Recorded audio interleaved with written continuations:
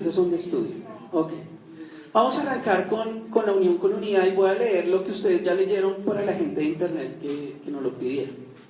Dice, afirmamos que la unidad visible de la iglesia en la verdad es el propósito de Dios. La evangelización también nos invita a la unidad, puesto que la unidad fortalece nuestro testimonio. Así como nuestra falta de unidad menoscaba nuestro evangelio de reconciliación. Reconocemos, sin embargo, que la unidad organizacional puede tomar muchas formas y no necesariamente sirve a la causa de la evangelización. No obstante, los que compartimos la misma fe bíblica debemos estar estrechamente unidos en comunión, trabajo y testimonio. Buenas palabras. Confesamos que nuestro testimonio ha estado a veces marcado por un individualismo pecaminoso y una duplicación innecesaria. Nos comprometemos a buscar una unidad más profunda en la verdad, la adoración, la santidad y la misión. Urge el desarrollo de una cooperación regional, funcional y para el avance de la misión de la Iglesia, el planteamiento estratégico, el ánimo mutuo y el compartir de recursos y experiencia. Quiero arrancar desde la persona que nos enseña a estar unidos. Uno de los deseos más profundos de nuestro Señor, lo que está metido en el corazón, profundamente en el corazón de Dios, una de las oraciones más apasionadas que nuestro Señor Jesucristo jamás hiciera, la oración más larga que nuestro Señor Jesús hizo, está escrita en Juan 17. Usted lo recuerda allí donde está el Señor Jesucristo antes de morir en la cruz y claro, antes por lo tanto de regresar al cielo. Iba a ir a la cruz, no se había ido, era antes de regresar al cielo. Está el Señor en Juan 17 y habla con su Padre Celestial. ¿De qué habla? Habla alrededor de 26 versículos donde nosotros encontramos una oración maravillosa, profunda, que merece toda la atención detallada. Note que el que hace la oración es Jesús. Jesús está orando y ¿qué está diciendo en esa oración? Dice, es tan profunda porque debe mirarse quizá frase por frase y guardarla en nuestro corazón. Nuestro Señor dice muchas cosas, pero la esencia de esa oración, lo que brota de su corazón, es que usted y yo y todos los cristianos verdaderos, los renacidos en el Señor, que aman a Jesucristo, que aman la verdad, seamos una sola cosa. Y esta serie, este estudio de hoy es Seamos uno. De eso se trata. Todo ese capítulo, esa gran oración del Señor es que seamos uno. Note la relevancia del tema que vamos a estudiar hoy. Hoy voy a dar un espacio, si usted quiere hacer algún tipo de pregunta, debido a que el tema de hoy es un tema un poquito vasto. Si usted quisiera compartir algún tipo de pregunta, hoy podríamos tener un tiempo de pronto de respuesta, dependiendo del tiempo también cómo evolucionemos. Juan 17, del 21 al 23 dice, y ahí está en la pantalla, dale. Juan 17 dice, para que todos sean uno. Note cómo arranca, para que todos sean uno. Padre, así como tú estás en mí y yo en ti, permite que ellos también estén en nosotros, para que el mundo crea que tú me has enviado. Nota los detalles de lo profundo de cada coma, hasta donde va cada signo de puntuación, lo que quiere estar diciendo el Señor, que el mundo debe creer porque somos uno, como ellos dos son uno, ¿sí? Hasta ahí vamos. Yo les he dado la gloria que me diste para que sean uno. Note que el Señor toma una acción y es darnos su gloria para que seamos uno. Así como nosotros somos uno, yo en ellos y tú en mí. Permite que alcancen la perfección ¿en qué? En la unidad. Note la relevancia de lo que está diciendo el Señor, en la unidad. Y así el mundo reconozca que tú me enviaste y que los has amado a ellos tal como me has amado a mí. Note que el mundo nos va a creer si somos uno. Si somos uno en nuestro matrimonio. El mundo le va a creer a su matrimonio si usted es uno con su esposa. No estoy hablando solamente de la parte eclesial. El mundo le va a creer si usted es uno con su hijo, con su hija. El mundo le va a creer si usted es uno con la empresa que trabaja. Si usted está trabajando con una empresa, Usted debe ser uno con esa empresa. Ve la manera como el Señor está contando, no está diciendo algo eclesial, está dando un parámetro de vida. Y eso por eso tiene tanta relevancia en la unidad. Dice también en Juan 13, 34 y 35, ese no está ahí, dice: este mandamiento nuevo les doy, que se amen los unos a los otros, así como yo los he amado. También ustedes deben amarse los unos a los otros. De este modo todos sabrán que son mis discípulos. ¿Qué pasa? Si se aman los unos a los otros. Note que él da como un fruto de ese árbol. Dice, este árbol es el árbol del amor, y en este árbol debemos entender que la rama más importante se llama unidad en el criterio. Ahí está la manera como lo está diciendo. Los discípulos se les iba a creer porque se amaban los unos a los otros. Y es que sin duda no amar mata. Cuando no amamos, matamos. Debemos amar a la iglesia, a los hermanos, a la empresa, a la iglesia, a los hermanos, a todos. Él se mata cuando no se ama, cuando se pierde el gozo, cuando se pierde la vida victoriosa. Muchos pierden el sentido de la utilidad cuando no son amados, cuando no se está en unidad. Se cansan, ¿no? Eso cansa, la desunidad fatiga. Este párrafo tiene mucho contenido y lo vamos a analizar. El párrafo de lo que leímos acerca de la unidad es algo que vamos a analizar en 4 partes. Vamos a estudiar 4 partes. Vamos a esta primera parte, la 1, que es, ahí para que lo completen, unión y unidad. Note que el tema que estamos estudiando es unión con unidad, ¿sí?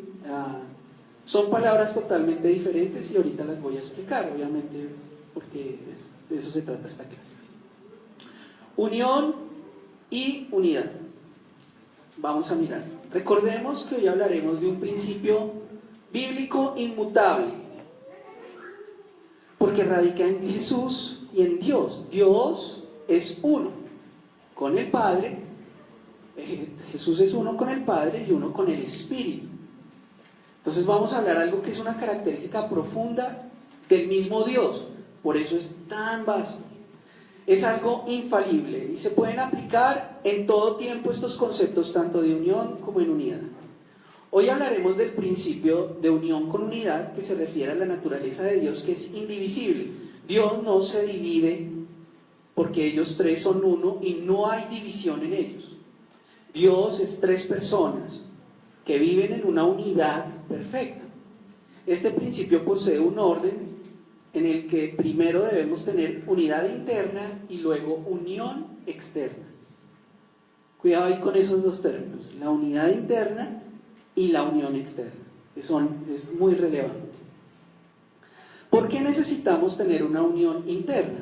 Esto es porque no podemos buscar tener unión con otros cuando en nuestro interior hay desorden entre lo que pensamos, decimos y hacemos. Como cristianos debemos buscar caminar en una vida interna con nuestras acciones, palabras y pensamientos. Esto nos lleva a la integridad. Hay una relación entre la unidad y la integridad, que es de lo que hablaremos. Y aquí quiero tocar un ejemplo para que me entiendan este contenido tan vasto. Y fue el ejemplo que alguna vez nos dio el pastor, o que lo vamos a trabajar con Juanito. Juanito, están todos sentados. Aquí está Juanito, y Juanito dice, yo no me quiero sentar. Entonces la profe Andreita le dice, siéntate, Juanito. Entonces Juanito dice, no, yo no me quiero sentar. Pero Juanito, todos están sentados y es el momento de estar sentados. No, yo no me quiero sentar. Entonces Andrea dice, pues si no te sientas, te dejo sin descanso. Entonces Juanito se sienta y le dice, yo estoy sentado, pero por dentro estoy parado. Esa es la diferencia entre unión y unidad. ¿Me entienden? La unidad es que Juanito, que está sentado, crea en su interior que no debe estar parado. ¿Me entienden? Y la unión es que esté sentado con todos. ¿Sí me hago entender? La unidad tiene que ver con el concepto interior, lo que yo pienso adentro. Y la unión tiene que ver con la forma como me comporto con los demás, cuando ya estoy aquí en un grupo general. Entonces, Juanito, aunque estaba sentado, no estaba en unidad, estaba en unión. ¿Se da cuenta? Y es que las personas en un hogar pueden estar en unión y no en unidad. Usted puede estar conviviendo día a día con su esposo y hace mucho rato haber cerrado su corazón a la unidad. Usted está en unión porque usted tiene que llevar la vida, porque usted tiene que caminar, ya están los niños, tengo una responsabilidad, yo puedo vivir así toda la vida hasta que me muera, en unión, pero no en unidad. La unidad tiene que ver con la situación interior de mi corazón. Yo puedo renunciar a mi hijo, yo puedo renunciar a mi hija, yo puedo estar trabajando en una empresa y estar amargado y vivir amargado con lo que estoy haciendo, porque yo no me uno a la empresa, no estoy en unidad con la empresa, estoy en unión con mis compañeros haciendo una labor por la que me pagan y me toca vivir, pero no estoy en eso. Yo puedo estar en un equipo de fútbol donde lo que pasa es con los jugadores, ¿no? Yo estoy jugando, pero adentro no estoy siendo parte del equipo. Juego porque me pagan por eso. Y estoy ahí en unión, porque tenemos que jugar, salir a la cancha y hacerlo. Diferente es cuando un equipo está, perdón por los del América, como dijeron anoche los de Millonarios. Dijeron anoche los de Millonarios salieron en unidad, porque querían ganarle al América. Y salieron con berraquera, con ganas, todo. Y Tina a los 8 minutos les metió en el primer gol. Entonces, la situación es en el corazón que hay. Usted puede estar viniendo a una comunidad como esta, y usted puede estar aquí inclusive, pero no estar en unidad con la iglesia. ¿Sí me entiende? Usted puede estar aquí, hacer cosas, pero no estar bajo el criterio de la unidad. ¿Me hago entender hasta ahí este primer punto de unión y unidad? Ok. Vamos a continuar entonces. Usamos mal el principio de unidad y unión, somos así. Hacemos lo que los demás hacen, pero internamente no estoy de acuerdo, eso rompe la unidad. Cuando usted no está allá adentro, conectado con los grupos de casa, cuando usted no está conectado con la visión de la iglesia, cuando no hace el devocional, cuando no se lee el versículo, cuando no está tratando de crecer en la vida, madurar en lo que la iglesia está queriendo dirigir, usted está en unión pero no está en unidad. ¿Entiende? Porque usted no ha entendido el espíritu de las cosas, usted no ha entendido la dimensión de lo que estamos buscando. Usted está en unión pero no en unidad. Y eso rompe la unidad de los demás, porque usted no cumple lo que debe hacer. ¿Entiende? En un mismo espíritu, sintiendo una misma cosa, todos debemos caminar. Y eso es una situación no fácil, sobre todo cuando se maneja en la iglesia. La unidad, según el diccionario de la Real Academia Española de la Lengua, nos dice que es algo imposible de dividirse o de separarse, algo íntegro y completo. La unidad es la fuerza interna que mueve a la unión externa. Eso está ahí en el PowerPoint. Y la unión es el hecho de juntar dos o más cosas en una sola cosa. Es lo que podemos ver en el área externa de las relaciones familiares, del trabajo, de la pareja, de la amistad, de la iglesia, en fin, como esto es algo que es profundo de la esencia de Dios, es algo que se aplica a cualquier ambiente, Esas características, ¿cómo es que se dice eso? Las características de Dios que son completas se aplican a cualquier tipo de ambiente. Y es que usted en cualquier tipo de ambiente puede estar en unión y no en unidad. Muchas veces podemos caer en el error de querer vivir solo en ese extremo y estar alrededor de estar buscando uniones de grupo, pero no unidad de espíritu. Creando actividades para estar juntos, promoviendo situaciones que muestren que no estamos separados, pero adentro del corazón usted está separado, no está en unidad. Una de las cualidades más importantes que el cristiano debe desarrollar es la integridad. Hablamos de integridad y pensamos en una persona recta, responsable y sin fallos, pero la integridad es mucho más. La palabra integridad proviene de la raíz entero, intacto, sin tacha y sin defecto. Ser íntegro debería de ser una manera diaria de vivir. En ningún momento podríamos estar tranquilos con una vida doble, donde nuestras acciones no reflejan lo que hay en nuestros pensamientos y viceversa. Note, si yo le digo a Juliet que yo voy a llegar a las 9, pero yo llego a las 10, ¿qué estoy mostrando? Que yo no tengo unidad. No, pero ¿por qué? No, porque es que yo demuestro mi unidad, mis principios alrededor de cómo yo actúo, ¿sí? No se trata de ser unido allá en una nube. Se trata de que sus acciones muestren lo que usted está diciendo que va a hacer. Entonces usted no solamente puede llegar a no ser íntegro, sino que además de eso, allá en el fondo usted no está en unidad. Es un ejemplo, solamente es una idea como para que me entiendan. La integridad no depende de circunstancias. Vivir una vida íntegra no está basado en la conveniencia de las circunstancias, sino que se mantendrá aún a pesar de la adversidad. Cuando queremos ser íntegros en nuestro interior y caminar en unidad con nuestras acciones, podremos encontrar un momento de conflicto sin duda. Si las circunstancias se toman en contra de pero vivir en integridad es mantener el corazón decidido a hacer lo correcto. Pidamos al Señor que nos enseñe a caminar en unidad y que se demuestre eso en nuestra integridad. ¿Me hago entender?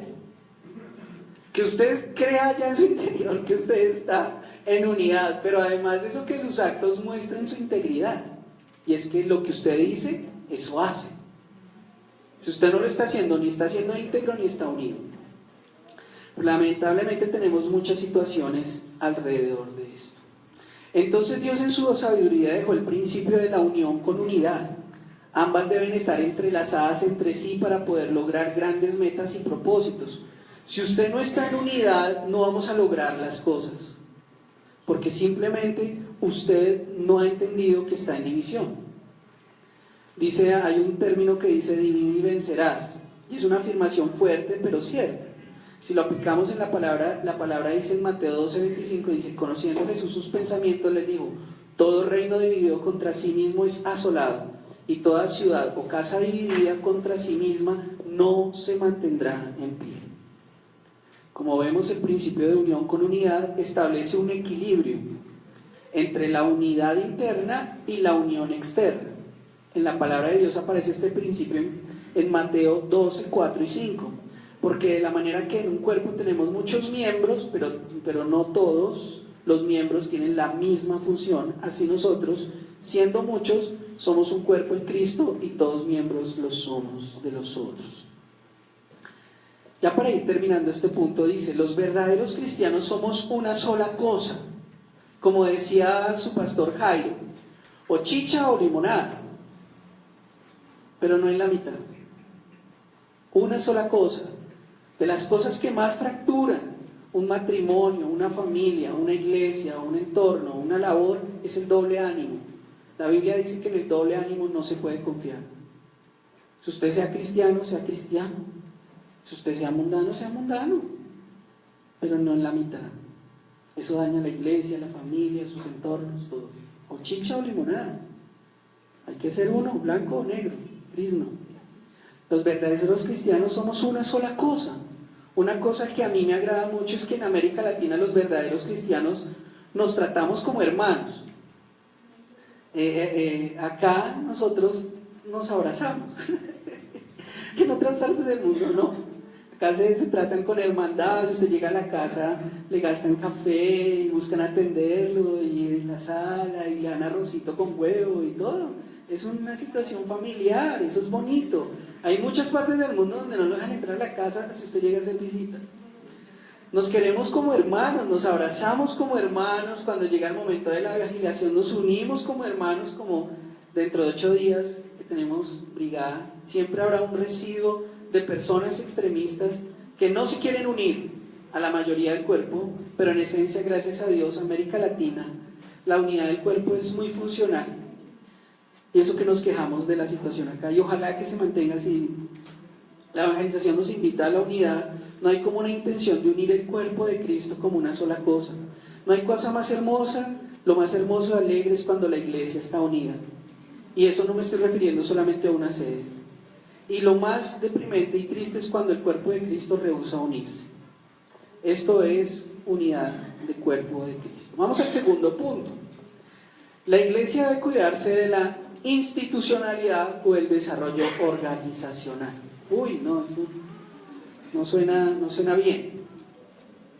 Parte de la situación de la institucionalidad es lo que, y quise traer un comparativo para que usted me pueda entender, ¿sí? O sea, voy a hacer un comparativo para que usted me pueda entender. Y voy a utilizar la Iglesia Católica. ¿Está bien? Para que usted me pueda entender. La Iglesia Católica es institucional. Y voy a tratar de explicarlo alrededor de la incoherencia horizontal y la incoherencia vertical, que son los dos ambientes del por qué no debemos ser institucionales. Dice, aquí hay una situación y es la imagen versus la realidad en la incoherencia horizontal. Y es la necesidad, por ejemplo, para hacerle cercano este margen de conceptos, es que nosotros, la Iglesia Cristiana Protestante, no tenemos papa. Nosotros no tenemos papa. La Iglesia Cristiana no tiene papa.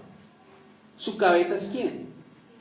Cristo. Nosotros no tenemos una imagen, sea en una estatua o en una persona que represente nuestra cabeza, sino Cristo. Note, nosotros vivimos por fe, estamos aprendiendo eso. Y ellos están, en la Iglesia Católica coloca una persona para que la gente sienta que está cercano a Cristo, ¿me entiende? No tiene que ver con la forma como usted desarrolla su fe, sino que colocan a alguien o algo para que usted se le haga palpable, para que usted lo pueda tocar. Note que eso es incoherente, ¿me entiende? Por eso el Señor lo primero que dice es: no hagan imágenes, que su relación sea usted conmigo, sin intermediarios. El único que debe usted desarrollar su relación, como en el caso del Papa, es con Cristo. Cristo es nuestra cabeza, por eso es incoherente horizontalmente. Nosotros vivimos una sola cosa.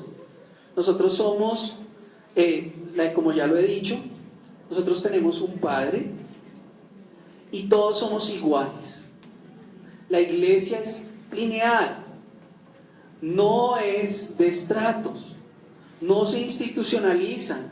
Nosotros reconocemos lugares de servicio, reconocemos ministros, pero en la mirada del Señor todos somos iguales, desarrollamos diferentes labores, de acuerdo al llamado, de acuerdo al reconocimiento que se da, pero de acuerdo a eso todos tenemos el mismo valor, no hay un valor superior.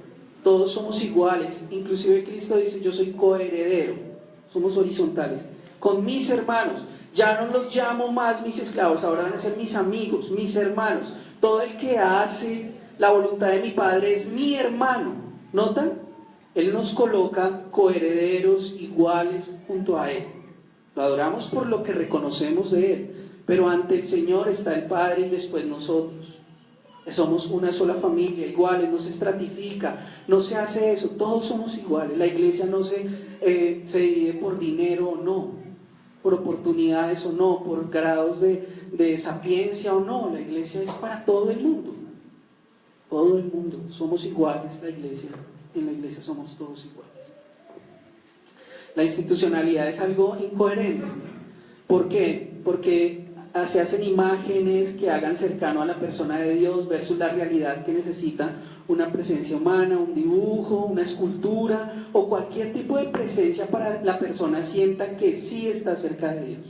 Eso está mal, es incoherente, dejando al lado la prioridad del crecimiento de la fe personal y la búsqueda de Dios individual. Se busca hacer imágenes, se busca hacer algún tipo de imagen o escultura para representar a Cristo. El líder, nosotros en la iglesia cristiana no tenemos papa y no tenemos un líder visible, sino invisible, Cristo. No hay estructuras organizacionales, porque se han dado muchas discusiones sobre esto alrededor de las denominaciones y movimientos, que bajo algo que se llamó la incoherencia se metieron algunos obligados por gobiernos, obligados por la organización gubernamental a desarrollar organizaciones, pero no era en el principio no era así. Otras causas son la hipertrofia de los mandos medios, la situación de por qué tenemos una situación incoherente dentro de la Iglesia Católica, la comunicación deficiente, la ambición, la codicia, la corrupción, abusos, privilegios, secretismo, intriga, soberbia, servilismo, se derivan de todos esos objetivos de la institucionalidad de una iglesia como es la católica. La posmodernidad, el individualismo, la fragilidad, el subjetivismo, la miopía, el secularismo, el cientifismo, el consumismo, el hedonismo, son cosas que han caracterizado las organizaciones las iglesias que se desarrollan institucionalmente. Es una situación donde se quita al Señor en la relación, eso que sin ver, si me hago entender alrededor de eso, sin ver yo puedo seguir a Cristo por hacer situaciones de instituciones que me ayuden a mí a seguir al Señor. Si me hago entender un poquito con esto. La organizacionalidad. ¿Por qué desconfiar de la organizacionalidad? La organizacionalidad, y quiero hacer una aclaración aquí, tiene que ver mucho con el sentido empresarial de la iglesia. Hay que tener mucho cuidado con eso, con el sentido empresarial, de convertir a la iglesia en una empresa. Y quiero aclarar algo alrededor de este punto de la organizacionalidad y la institucionalidad. Nosotros nos reunimos alrededor de conferencias, o sea, la iglesia TDF 72 es parte de SEDECOL. ¿Sí? SEDECOL es la Conferencia Evangélica de Colombia, ¿pastor? En la cual nosotros somos miembros en fraternidad de una conferencia, donde se reúnen pastores en fraternidad y eligen una persona responsable de liderar ese grupo, pero no estamos buscando un papa, ni estamos buscando una persona que represente, digamos, que sea nuestro papa colombiano. No estamos buscando, nos unimos en fraternidad con Misincol, nos unimos en fraternidad con ANME, que es la conferencia bogotana, pero es en fraternidad, nos reunimos en amigos para fraternizar como hermanos. Cuando yo voy a los congresos mundiales no se nombra un papa, se reúne en fraternidad para buscar ayudarnos entre todos a la evangelización mundial, como lo vieron hace unos días, era la prioridad. ¿Me entienden? El sentido es la fraternidad, no la institucionalidad. ¿Sí? ¿Estamos hasta ahí claros con esos términos?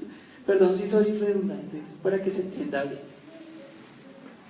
La organizacionalidad tiene que ver mucho con el sentido empresarial, y esto es peligroso. ¿Por qué? El mensaje de Cristo, su praxis, su palabra, resulta imposible de comprender si no es en el ambiente de la sencillez, el desprendimiento y la confianza en Dios, que se caracteriza sobre todo con los humildes y los pobres. Noten, eso solo basta para que miremos con distancia y precaución todo lo que pasa a veces en la iglesia con los poderes, las riquezas o los intereses de este mundo. La historia de la misma iglesia muestra que cuando abundamos en poderes, riquezas o intereses en el mundo, regularmente la iglesia tiende a desviarse. Chinche. Hay que tener mucho cuidado con esto. Y sin embargo, la conciencia de la pobreza como elemento constitutivo de la acogida y la predicación del evangelio debe ser cuidadosamente separado de la multitud de manipulaciones ideológicas, sobre todo aquellas que entienden pobreza por algo económico y que por lo tanto anuncian una salvación en términos únicamente materiales o si acaso sociales o culturales. Hay que tener mucho cuidado. Los mensajes que solo son disparos de plata, los mensajes que todo lo quieren llevar el evangelio a ser todo cultural, todo tenemos que hacerlo como lo hace la cultura. Entonces, todo tiene que hacerse como lo está haciendo la cultura para poder llegar. Hay que tener cuidado con eso. Con los evangelios muy sociales. ¿Me acuerdan la vez pasada que hablamos un poquito sobre el mandato cultural y el mandato evangelístico? No se pueden quitar. Hay gente que tiene demasiados énfasis en mandato cultural, haciéndose social a un grupo de personas que escuchan y les interesa eso. Hay que tener cuidado con, como ustedes lo saben, con los ministerios que solo son disparos de plata. Cuídense con eso. Únicamente en esto. Una mirada al Evangelio muestra que Cristo quiere acercarse a sanar muchas otras miserias y que la primera de ellas es siempre el pecado. Además, no es pecado ser primero si se trata de ser el primero en el servicio. Usted puede corran a servir. Además, no es pecado ser primero si se trata de ser el primero en el servicio, lo cual muestra el potencial de la bondad de su corazón y la autoridad que usted ha aprendido a recibir. Ojalá podamos tener eso en Embelleciendo la Casa los sábados. Que las personas corren a servir. No lo estamos teniendo. Aunque siempre el cauce del río debe ser firme y organizado, porque la iglesia debe ser firme y organizada, porque un río siempre lleva un cauce, pues cuando no tiene se llama inundación, ¿verdad? Cuando el río se sale, se desborda, se produce una inundación. La iglesia siempre, el río del Señor debe ir por un cauce organizado, sin duda alguna. Una expresión del fruto que ya ha dado la obra del Espíritu Santo en la comunidad y al mismo tiempo lleve un cauce abierto a nuevas obras, inspiraciones y perspectivas, sin duda alguna. El río corre y el cauce es firme, se necesitan mutuamente, aunque siempre está claro que el cauce está en función del río. Y esto lo hago así. La iglesia tiene que ir organizada, sin duda. La iglesia tiene que saber a dónde llegar, cómo llegar, hasta dónde llegar, tiene que saber, tiene que encauzarse, pero el cauce no se acondiciona a las situaciones que nos dan el entorno, sino a lo que el Espíritu guía. El cauce se ajusta a lo que dice el río. ¿Entienden? ¿Hasta ahí? ¿Más o menos? Se da una advertencia que nos cuidemos de esta unidad organizacional y yo quiero afirmar esa advertencia. Cuidado con pretender organizar todo el tiempo el pueblo de Dios en una maquinaria institucional. Puede ser peligroso. Esto no es una empresa, es un cuerpo. Siempre debe haber unidad, claro. Pero esto quiere decir que debemos organizarnos de una manera cuidadosa, sin llegar a cambiar nuestros principios. Tercero, ¿hay alguna duda sobre este punto? ¿Sobre la institucionalidad o la organizacionalidad? ¿No? ¿Todo bien? Sigamos. Se urge buscar la comunión los unos con los otros. Los que compartimos la misma fe bíblica debemos estar estrechamente unidos en comunión, trabajo y testimonio. Note, hay algunos que quieren solamente la comunión, solo quieren el cafecito, pero no quieren el trabajo y el testimonio. Note la relevancia de esos términos. Yo quiero estar con todos mis hermanos, porque a mí me gusta estar y en familia y chévere, pero no quiero trabajar. Note que ahí no puede haber unidad. Debe haber unidad en comunión, en trabajo y en el testimonio. Yo quiero trabajar, pastor, y yo estoy unido a usted. Mire, yo le creo, pastor, me echo todos los devocionales de la semana, pero que me vaya a casar, no, pastor, yo todavía no me caso porque es el testimonio. ¿Sí me entiende? Yo, pastor, no voy a dejar de fumar, pastor, porque estoy creciendo, y eso, usted debe crecer en comunión, en trabajo y en testimonio, para que su unidad sea firme. Debe crecer en eso. Debemos crecer en esos tres ambientes. Mis amigos, debemos buscar estar estrechamente unidos en comunión, trabajo y testimonio, porque es el deseo del Señor Jesús. Y los que compartimos la fe bíblica de la palabra de Dios debemos no tan solo aceptar la unidad como una teoría teológica, sino buscarla en forma íntima en nuestra ciudad, en nuestra comunidad. Y aunque algún hermano nos rechace, nuestro deber como hombres y mujeres que amamos a Cristo, que amamos nuestro continente, que amamos nuestros hermanos redimidos por la sangre de Cristo, es buscar la comunión del compañerismo, el orar los unos por los otros, el sobrellevar las cargas de los necesitados, porque somos miembros de un solo cuerpo y en lo que creemos debemos comprometernos siempre bajo la intención interior de la unidad. Comprométase usted también a satisfacer el corazón de Dios y comprométase a buscar una unidad en que la verdad, en la verdad, en la adoración, en la santidad y en la misión es algo claro. Y por último, planes. Planes.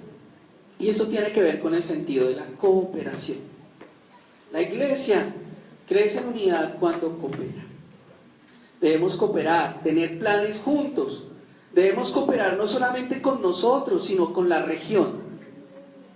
La iglesia debe unirse a trabajos conjuntos de la región. Ahorita vienen unos eventos grandes. Viene el evento de las misiones de Comibán, que es mundial, que va a ser aquí. Viene el evento de, creo que van a unir muchas cosas aquí. Creo que tú también estás en eso, ¿verdad, pastor? Lo de Luis Palau. En lo de Luis Palau viene la unión donde nos unimos para compartir con eventos de la región.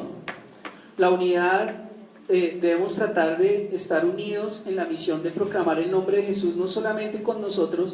Fue, por ejemplo, algo que buscamos el año pasado con el evento de Navidad, y fue unirnos con otra iglesia de nuestra misma ciudad, cercana, familiar, que era el TDF del Norte. Entonces, eso debemos procurar. ¿Dudas? ¿Preguntas? ¿Inquietudes? No, oremos.